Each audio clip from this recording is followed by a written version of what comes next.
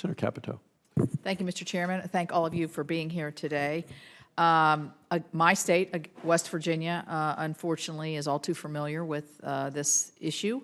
Our state faces PFAS contamination challenges from both a history of industrial emissions in Wood County, but also military use of firefighting foams in Berkeley County. The federal government, in my opinion, needs a comprehensive approach to addressing this challenge. To be comprehensive, I think we need a three-pronged solution here. One is identifying and preventing potential emissions of PFAS into the environment in the first place.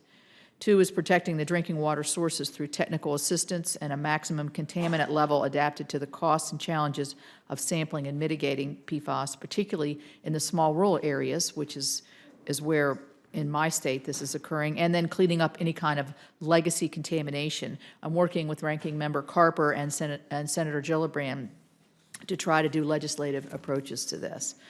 I am encouraged that EPA, and we talked about this, Mr. Ross, on the action plan, adopting a holistic approach, but I am concerned that we're falling slightly short here.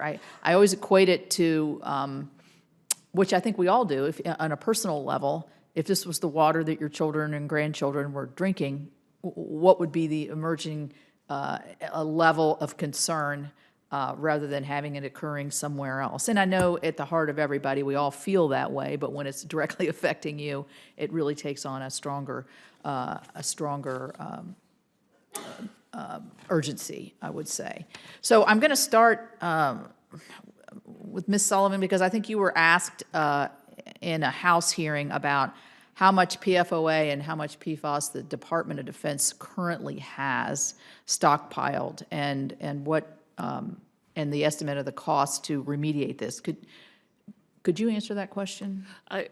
Honestly, ma'am, I don't know how much we have stockpiled. I can tell you that in 2016, we directed the military departments to stop using AFFF for testing and training and maintenance. They are not using it. So we're only using it where we actually have to fight a fire, which is a very limited circumstance. And in those occasions, we treat it as if it is a spill and contain it so it doesn't get into the groundwater. We have taken all of the older versions of the foam that contained PFAS and removed them from the supply system and disposed of them. Disposing of them, are you burning them? Yes, we are. Yeah. And what kind of air exposure do we have with burning PFAS? We send it to an EPA permitted hazardous waste incinerators that have the appropriate temperature and dwell time. Would that be one in East Liverpool, Ohio? I honestly don't know, ma'am. I'm not sure. So the report is that is where you're burning. Then is there testing in the air after? I mean, is that then on EPA's? That's EPA's permitting process. I would defer to them. Right. I know, Mr. Ross, you're not air, but do you have a response to that?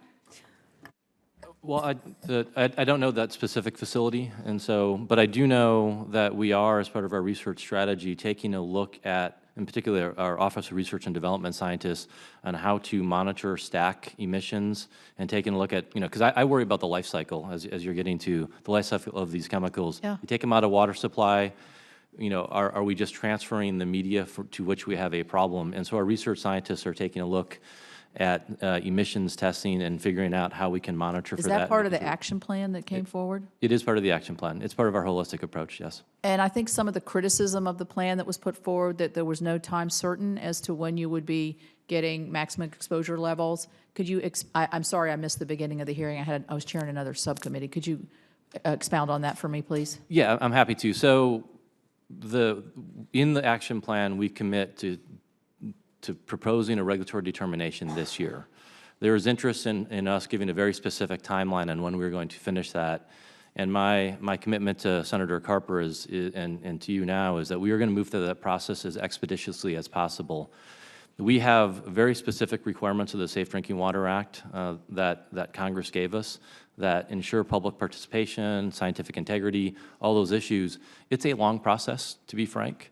But it's designed to make sure that we use the best science possible to make sure that we're making the right decisions. And my job is to make it as defensible as possible. Are you telling me then that now we don't have adequate science to make a judgment? Well, part of this panel is holistically, we certainly need more science across the entire realm of the PFAS world. For PFOA and PFAS, you know, we are gathering, we have occurrence data that we gathered as part of our unregulated contaminant monitoring rule from 2013 to 2015. That's our base data. We're gathering the new information that the states are gathering, New Jersey, Pennsylvania, Michigan, New York, others, as Senator Carper showed on his chart, taking all of that information to figure out how do we grapple with a nationwide regulation. So we have the data, we're working through the data, and the science is constantly evolving, and so our scientists are taking into account all of that new information. Thank you.